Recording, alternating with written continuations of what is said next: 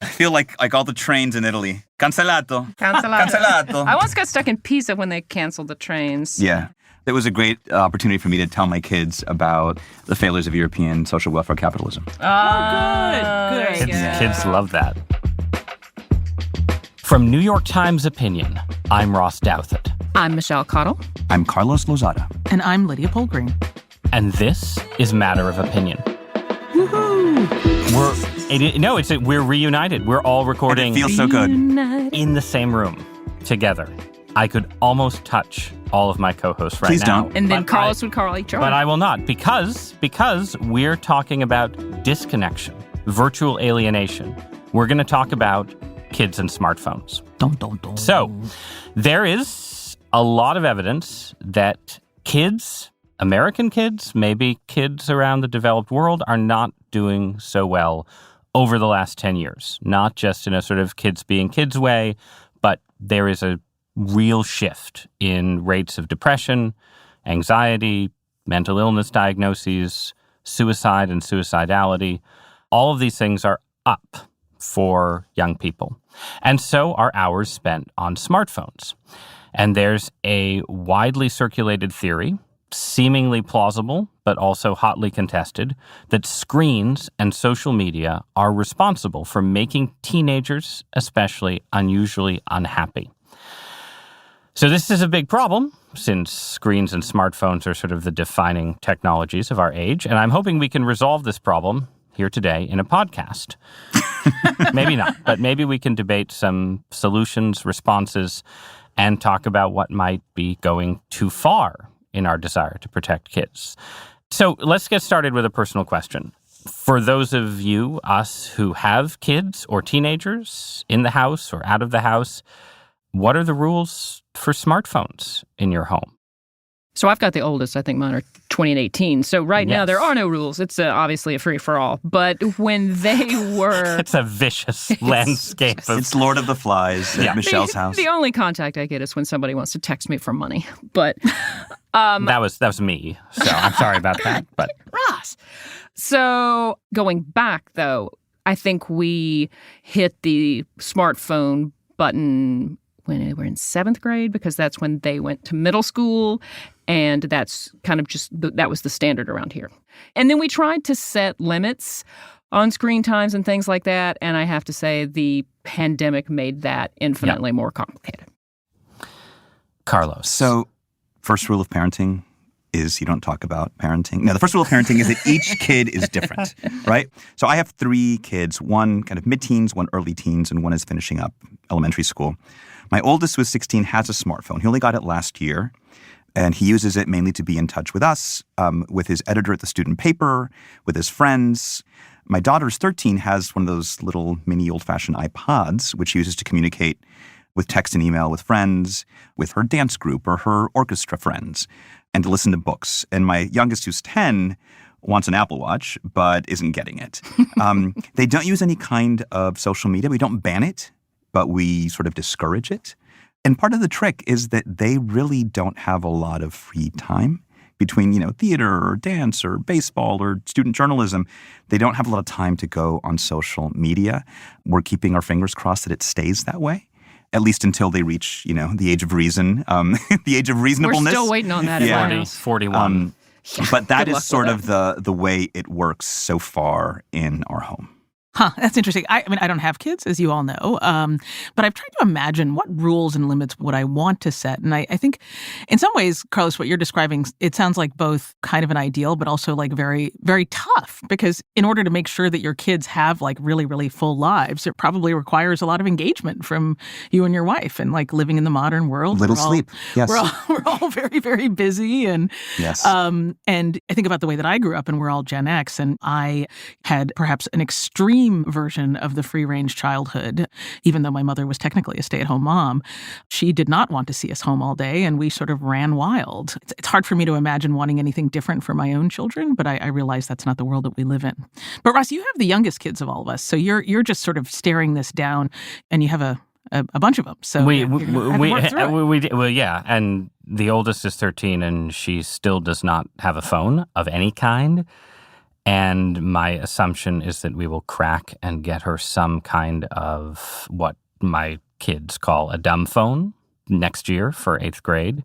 She is trying to negotiate with me to get a smarter phone, insisting that she would never use social media. She will probably invoke the idea that she's so busy, the excuse. The lie my kids are feeding me. The lie your kids are feeding you. But it is very unlikely that we would crack on that. But we really haven't entered fully into this world. But I want to pick up on Lydia's comment about the free-range childhood, because one of the reasons we're talking about this week is that this debate has been running for a while, but it's resurfaced because of a new book by Jonathan Haidt called The Anxious Generation, that's basically Haidt making the case not just that there's something specific about, let's say, the social life of teenage girls on Instagram or TikTok, or the social life of teenage boys playing video games that's a problem for mental health, but also that this is a substitute for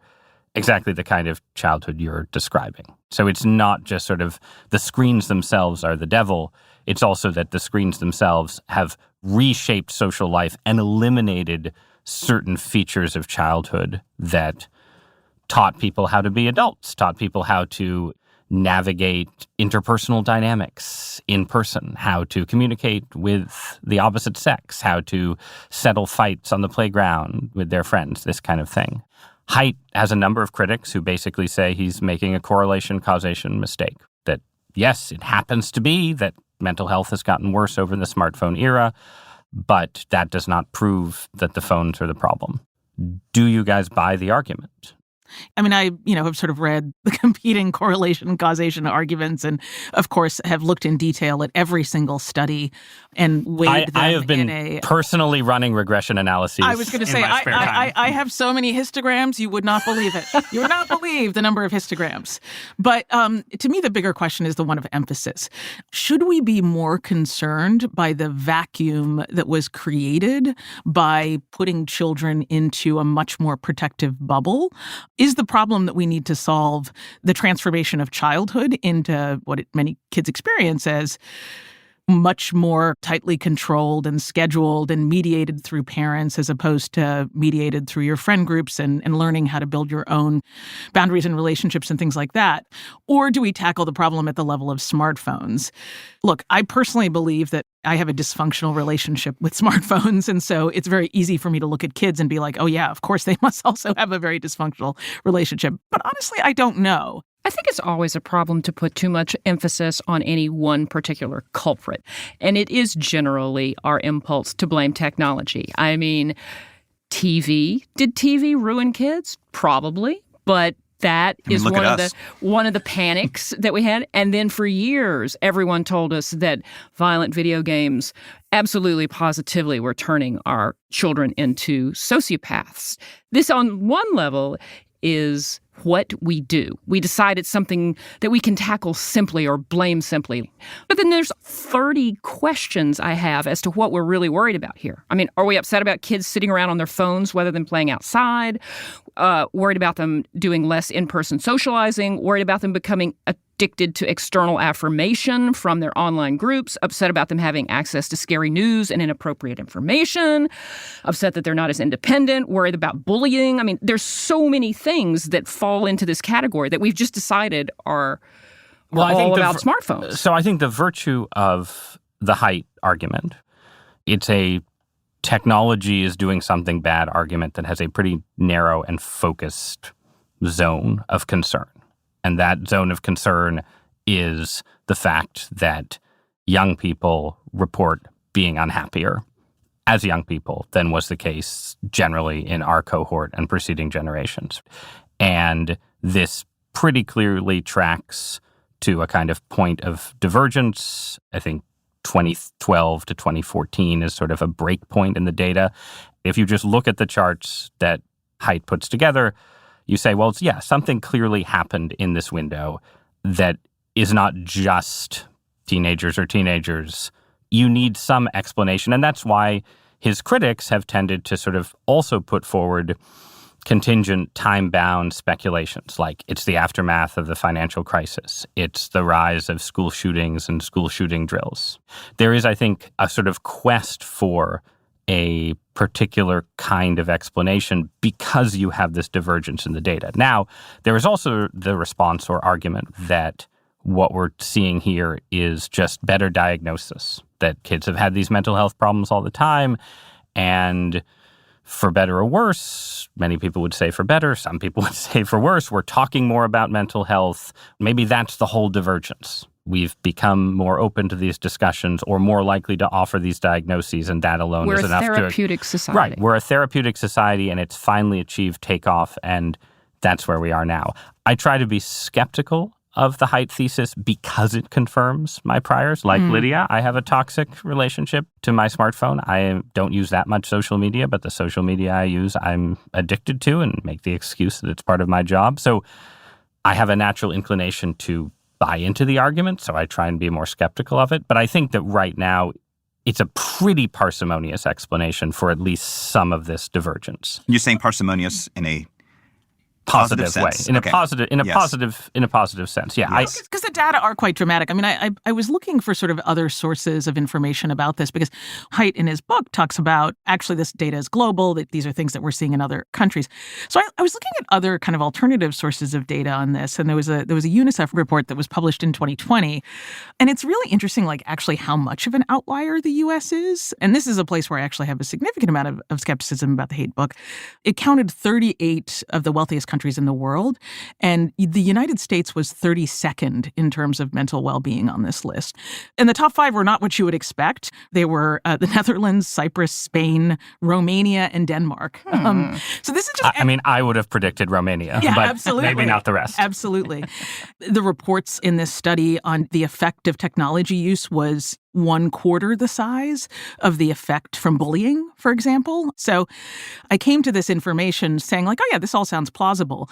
But the more I dug into all other sources and other cuts at looking at this question of child happiness, the more skepticism that I had that this sort of one explanation was enough. I think you need to take the changes of childhood and technology together. Haidt does push back against the critics who say it is a monocausal explanation by saying that, look, I'm talking about the changes to the independent childhood that we had in, the 70s or the 80s versus today. And I accept that defense of his, but in some ways if you look at just his body of work, even just like his Atlantic articles over the years, right? He does feel like he's sort of beating the same drum over and over again with, slightly different speeds.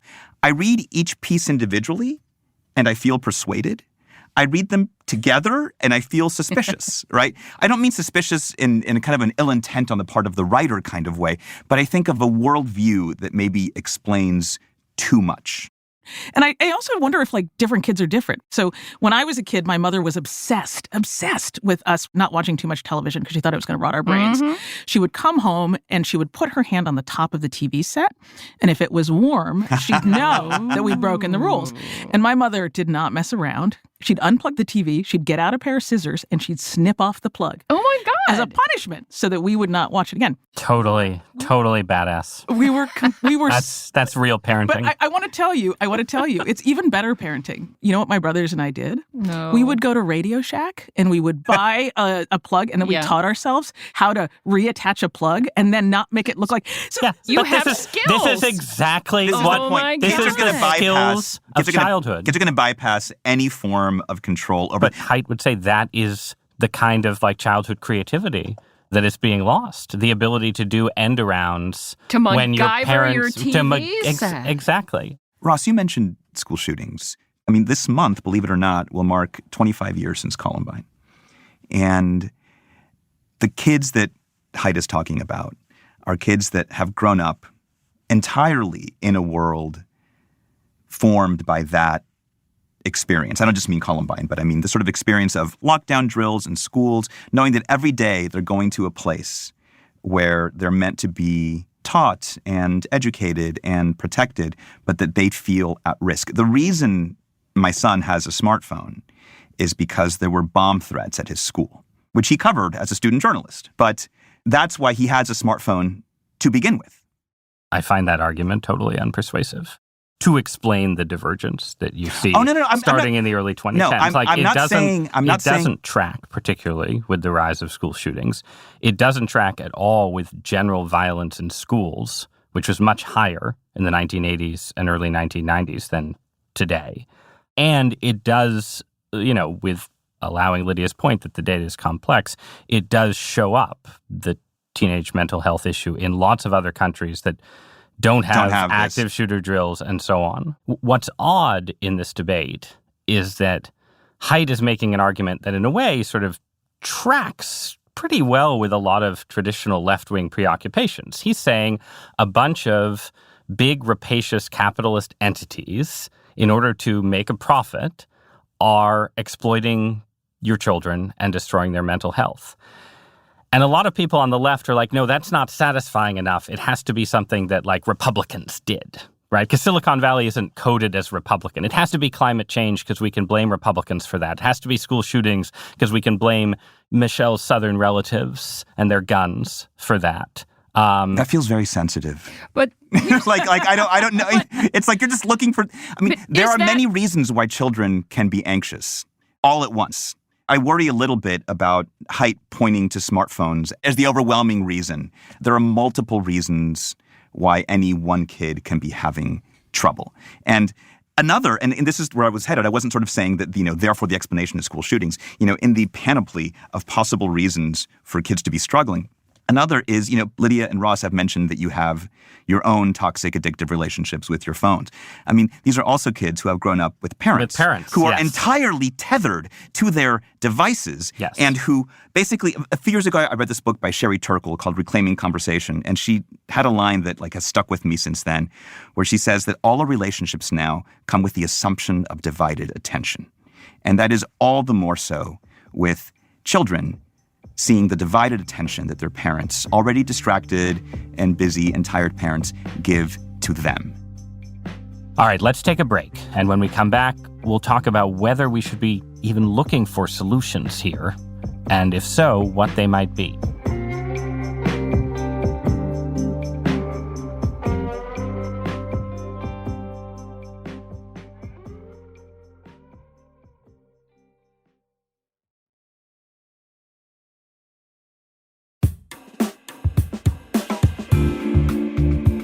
One of the things that I'm interested in is when you start talking about what to do about it, then it gets really sticky, though. And I think one of the things that does bother me is when the states start looking at, well, how are we going to save our children? They start talking about putting limitations on what kids can do on their phones, and you quickly get into questions of First Amendment rights and things like this, none of which is going to matter if you've got kids who are watching their parents sit on their phones all day long, 24/7. That's like lecturing kids not to do drugs while you're sitting there dropping acid. So there is a question about how we're going to tackle this. And this just seems to be one of those areas that we rush to because, it seems like very easy to tackle. We've had several states try and limit what kids can do and what their social media account age is. But it's a lot of constitutional questions and a lot of time and energy going into something that doesn't strike me is going to be all that useful. Just on the personal side, Michelle's first, right? Since you're the senior parent in this conversation, meaning the one with the most experience. Call me old. The one with the most experience, the Walk wisest. That one back, Ross. The wisest. Backpedal.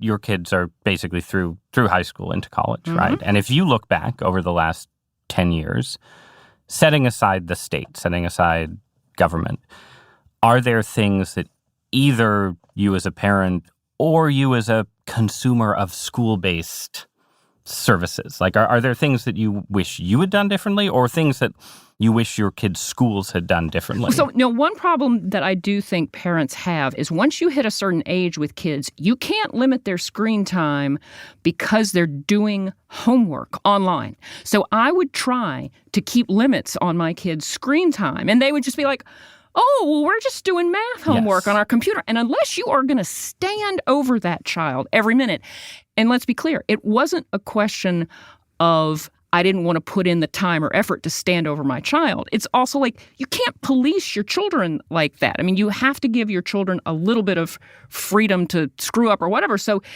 it was absolutely impossible on some level. It got even worse during COVID. Yeah, and COVID... It was impossible where it all got conflated. My kids' friends and my kids themselves had real COVID isolation issues. And it became really dark at certain times. And it was really hard to tell whether, being able to connect with their friends on their smartphones was helping or hurting or whatever, because technology has taken over our lives. I tend to think that as a society, when we've given up on being reasonable about something, we then try to put limits just on the kids. I asked my daughter, who's 13, I told her we were going to have this conversation, and I asked her what she thought about rules and limits and bans. And she said she didn't have a problem with there being rules and limiting access to certain things. She's like, we do that for lots of other stuff. That seems okay. But maybe you all should have some limits too. She felt that, yes. her reaction was that it shouldn't just be for children, that a lot of bad things happen on social media when adults use social media. Yeah. I don't know how we think we can save our children if that's the approach that we're going to take. Well, I guess I'll speak up for the kids first approach then. I completely agree that obviously, the example that you set for your kids makes a huge difference. And I obviously think social media and smartphones have a deranging effect on adults too. But childhood is both an era of greater personal, social, emotional vulnerability than adulthood, and also a period in which we take for granted that it is possible to impose substantial regulations that in a free society we can't impose on adults. And we do this with lots of things. We do this with driving. There's lots of terrible drivers on the road, but we don't say, we can't let adults drive because we're showing kids that they'll be bad drivers when they grow up. Same with, alcohol, tobacco products, all of these things. And we can argue back and forth about where the exact line should be. But I do think that social media age requirements, things like banning smartphones from schools and so on, are just obvious first steps that don't get you close to fixing all of the problems, but are things that you should just do and see what happens. As you were talking, I was thinking about some of the cultural differences about this. I don't think there's any society that's like, okay, we want to teach our children to have a healthy relationship with tobacco. But when it comes to alcohol, there is a different attitude. Alcohol is seen as an important source of conviviality, of pleasure, of enjoyment.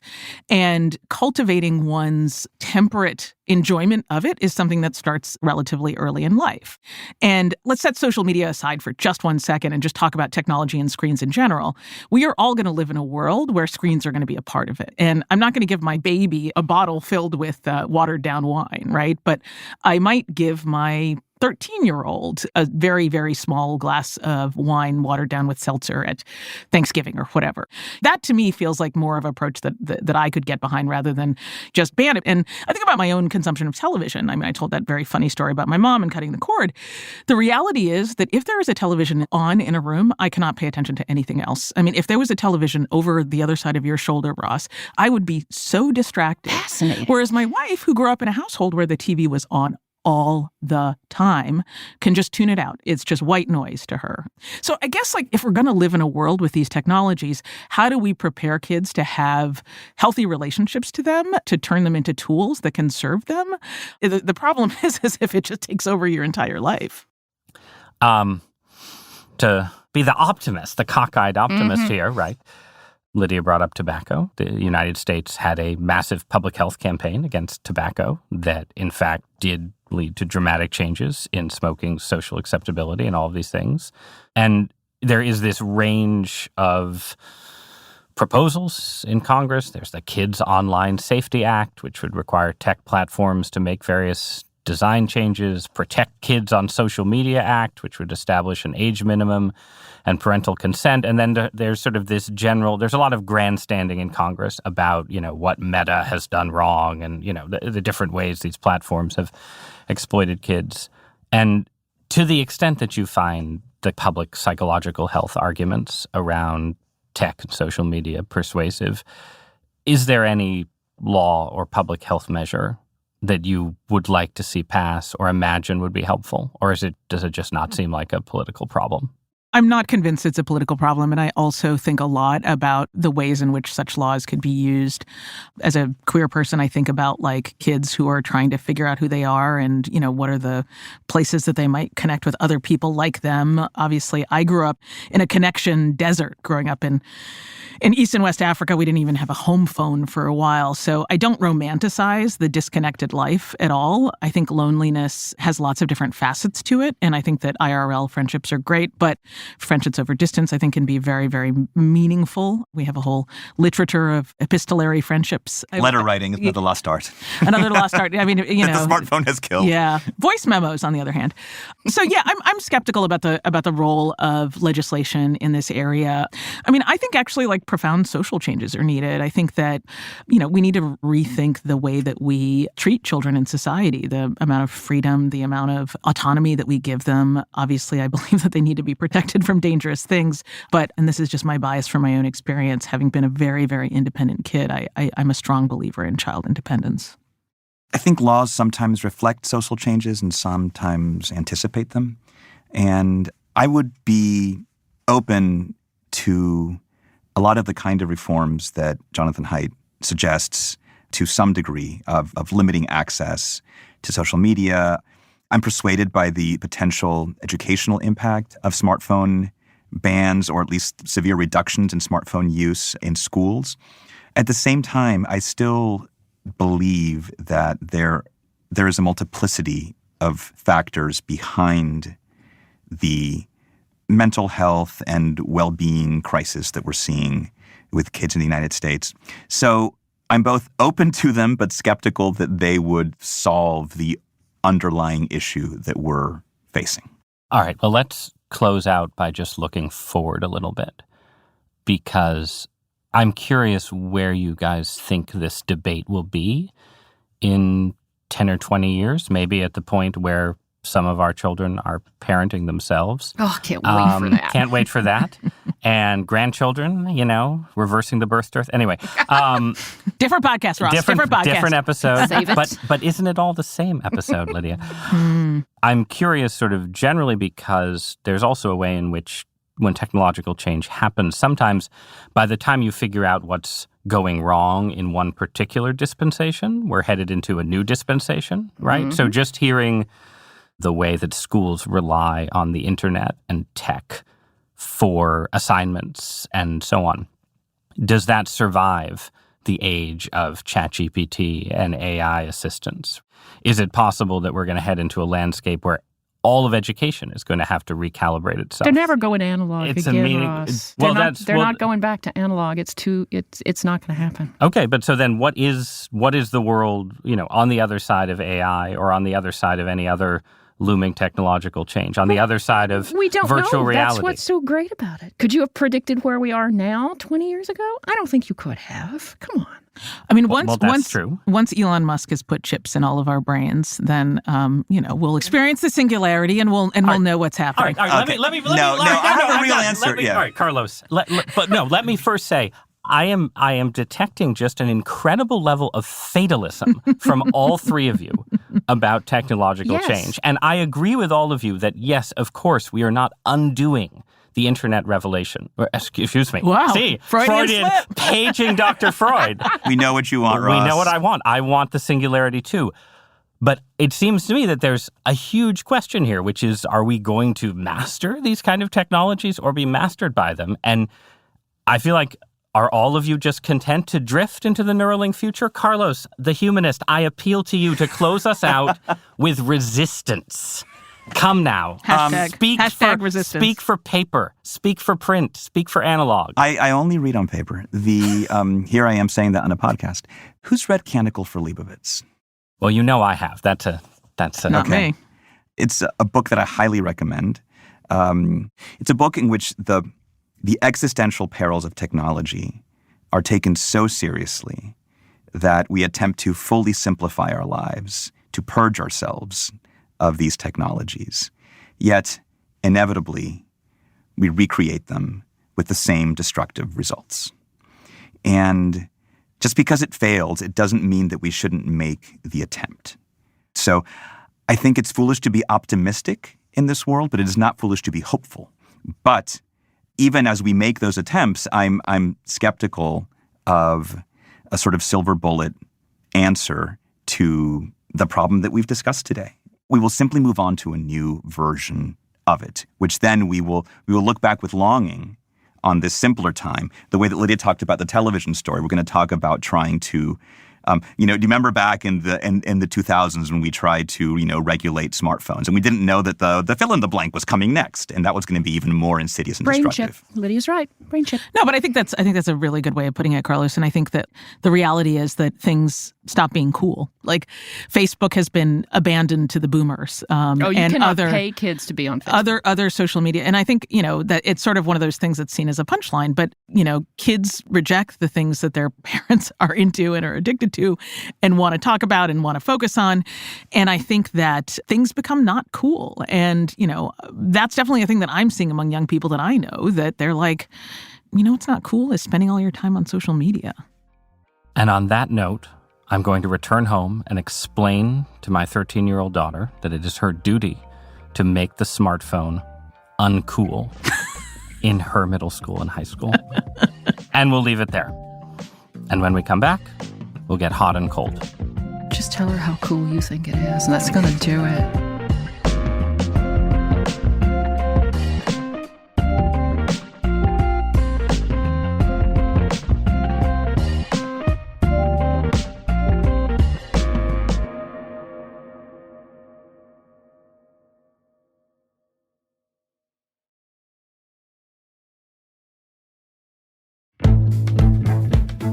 All right, guys, it's time to get hot cold. Who's got one this week?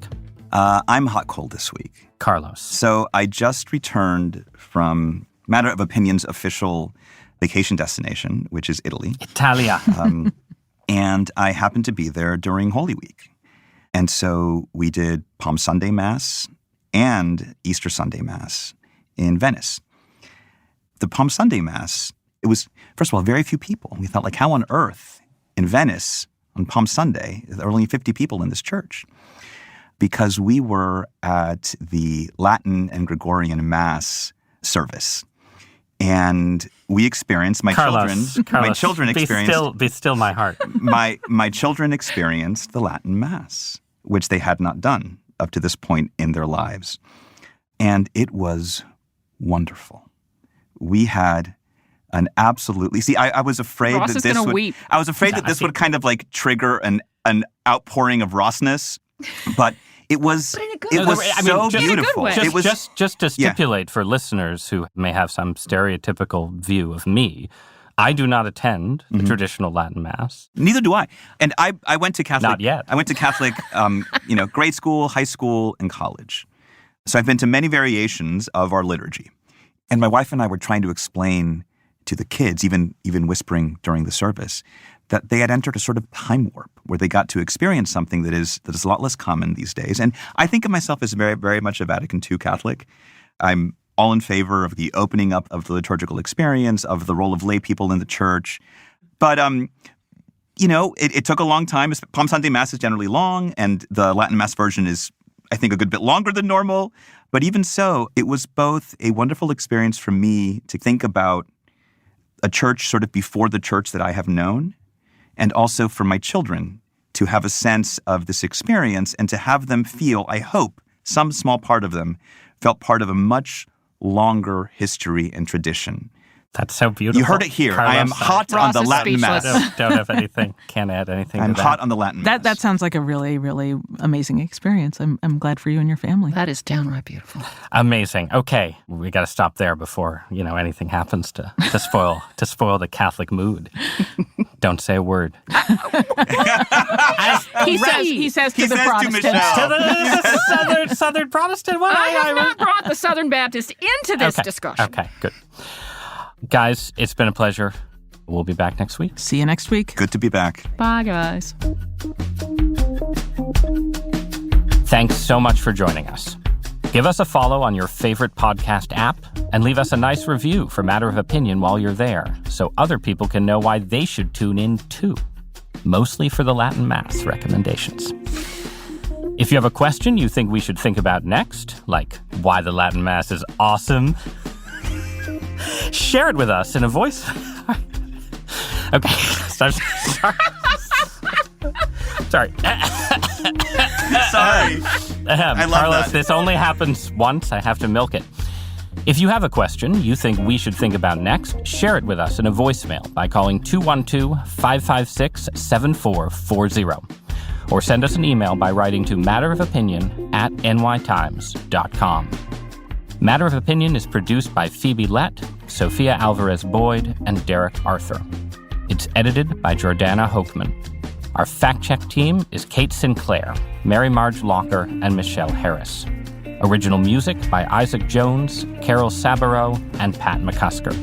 Mixing by Pat McCusker. Audience strategy by Shannon Busta and Christina Samuelewski. And our executive producer, as always, is Annie Rose Strasser.